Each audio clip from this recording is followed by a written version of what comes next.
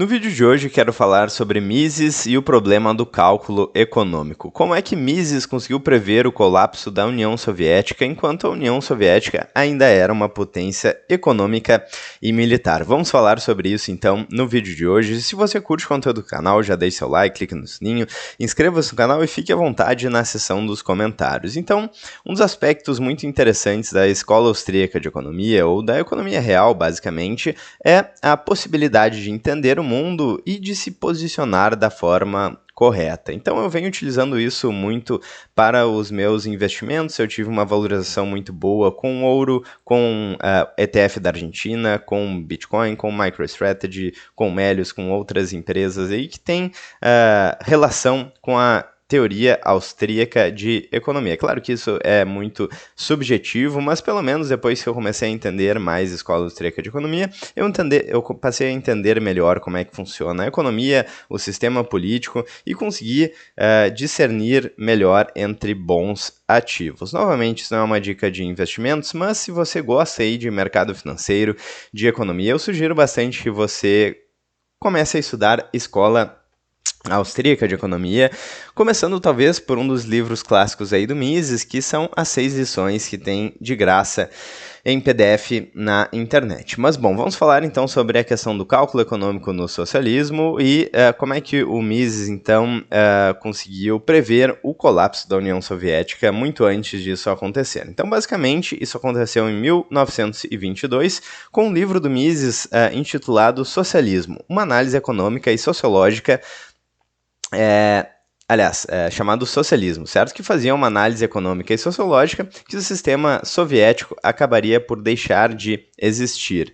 Então, o livro foi escrito durante o período do comunismo de guerra, no início da Rússia soviética, e analisa então esse sistema. E é muito interessante aí que a própria Wikipédia fala sobre este episódio e como é que o Mises conseguiu prever aí o colapso, a dissolução da União Soviética. E basicamente a ideia do Mises era se basear no problema do cálculo econômico, que critica o planejamento central, e basicamente identificar por que esse sistema não seria possível no longo prazo. E a ideia é que sim, no seu período inicial, o regime socialista poderia em certa medida confiar na era anterior do capitalismo, e isso de fato aconteceu. Então, os preços eram determinados pela economia negra e cinza, no sentido de que existia uma economia paralela que viabilizavam aí a determinação dos preços, e isso fez com que a União Soviética colapsasse muito mais para frente. Mas vamos dar uma olhada então qual que é a teoria do Mises num trecho aqui muito interessante que eu acho que resume muito bem essa ideia. Então, abre aspas. Sem propriedade não há troca. Sem troca não há preços. Sem preços não há cálculo econômico. Sem cálculo econômico, as decisões de produção são feitas no escuro. Quando isso acontece, necessidades básicas não são atendidas. Fecha aspas. Então, basicamente, essa era a ideia do Mises sobre o cálculo econômico. Pensamos da seguinte forma. Quando você vai na padaria e tem um pão quentinho ali, você compra o pão, leva para a sua casa, como é que o padeiro sabe que você quer pão? Por que ele está fazendo isso? Não é porque ele é uma pessoa bem intencionada e quer dar pães quentinhos para as outras pessoas que estão precisando, mas sim porque ele está sujeito a um sistema de preços. Ou seja, ele abriu ali sua padaria com o objetivo de ter uma fonte de renda e se ele tiver lucro, é sinal de que as pessoas querem aquele pão, então ele deve continuar produzindo pão. Se o lucro é muito alto, significa que as pessoas querem aí muito aquele bem que eles estão comprando e talvez ele possa expandir aí sua loja, criar uma filial, aumentar o tamanho da loja aí, da padaria dele, mas se ele tiver prejuízo, significa que as pessoas não estão querendo comprar aquele pão, seja porque o pão não é bom, porque tem um outro lugar ali na frente que é mais barato, de repente um supermercado com um ganho de escala aí. Então, se há prejuízo, significa que as pessoas não estão querendo aquilo, se há lucro, significa que as pessoas estão querendo aquilo. E essa é a única forma que os empreendedores têm de saber o que as pessoas querem ou o que as pessoas não querem. Se a gente não tem preços, então a gente não tem, basicamente, o sinal do mercado que diz o que as pessoas estão demandando e o que você deve produzir. Basicamente, um lucro muito alto vai chamar novos empreendedores para aquele ramo. Por exemplo, quando começaram as hamburguerias artesanais por aí no Brasil. Basicamente, a primeira hamburgueria artesanal, o cara foi lá, criou, e ele estava ali com um negócio relativamente fácil, ganhando um bom dinheiro, e esse lucro atraiu novos empreendedores para fazer hambúrgueres artesanais. Por quê? Porque existia uma demanda de muitas pessoas aí por hambúrgueres artesanais. E por aí vai com todos os negócios. Então, seja inteligência artificial, seja celulares, basicamente o preço, toda essa dinâmica do mercado e quanto mais complexa a economia for, mais importante isso é. Isso faz com que os empreendedores possam tomar decisões corretas, empreender e fazer os produtos e serviços que são realmente necessários. Mas quando a gente abole os preços, quando a gente torna a economia planificada, basicamente esse sistema de preços deixa de existir. Então os empreendedores não sabem mais como precificar seus serviços e produtos e, consequentemente, eles não sabem mais como atender da forma correta a demanda da população. Por isso que em países socialistas, comunistas, começa a faltar comida, começam a acontecer controles de preços, e se o controle de preço aí coloca um preço que não é adequado pelo mercado, não faz sentido produzir, então temos escassez, e por isso que a gente tem as prateleiras do supermercado vazias em países que tentaram aí esse absurdo econômico. Então foi basicamente isso que Ludwig von Mises identificou na teoria e que se provou na prática ao longo do tempo, não só na União Soviética, mas em outros países como Venezuela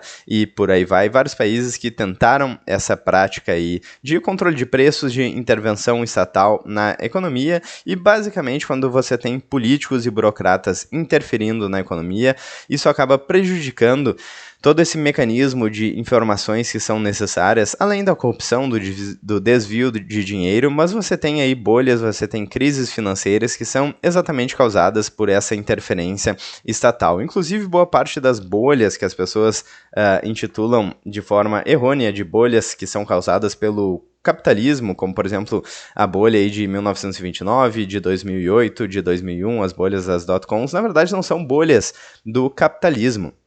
São bolhas que são causadas por interferência governamental, políticos e burocratas modificando o sistema empresarial e fazendo com que vários empreendedores tomem decisões erradas. Basta você pensar. Pensar é uma coisa que poucas pessoas aí são estimuladas a fazer na escola. Basicamente, eles pegam a informação pronta, mas se você utilizar o raciocínio lógico, você vai perceber o seguinte: se um empreendedor, se um empresário toma uma decisão errada, provavelmente foi algo acidental.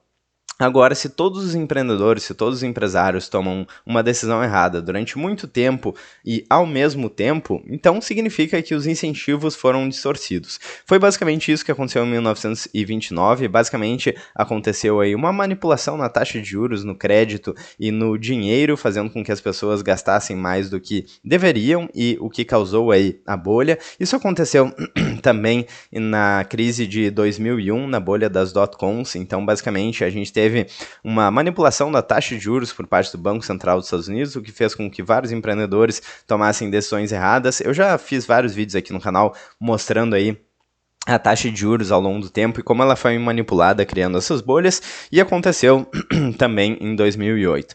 Então, basicamente, quando você tem manipulação da economia, manipulação de preços por parte de políticos e burocratas, você tem distorções na economia que vão causar problemas inevitavelmente mais cedo ou mais tarde. No caso aí de sistemas socialistas, comunistas mais pesados, então com controle mais pesado de preços e maior manipulação da economia, você vai ter problemas maiores e colapsos e dissoluções aí desses regimes. Então, muito interessante, recapitulando aqui a frase do Mises, abre aspas: sem propriedade não há troca, sem troca não há preços, sem preços, não há cálculo econômico. Sem cálculo econômico, as decisões de produção são feitas no escuro e quando isso acontece, necessidades básicas não são atendidas. Fecha aspas, frase do Ludwig von Mises. Bom, então eu espero que vocês tenham gostado do vídeo de hoje, inspirado em um meme frequente aqui no canal. E se vocês gostaram, então já deixem um like, clique no sininho, inscrevam-se no canal, fiquem à vontade na seção dos comentários e eu vejo vocês amanhã no próximo vídeo. Um grande abraço e até mais.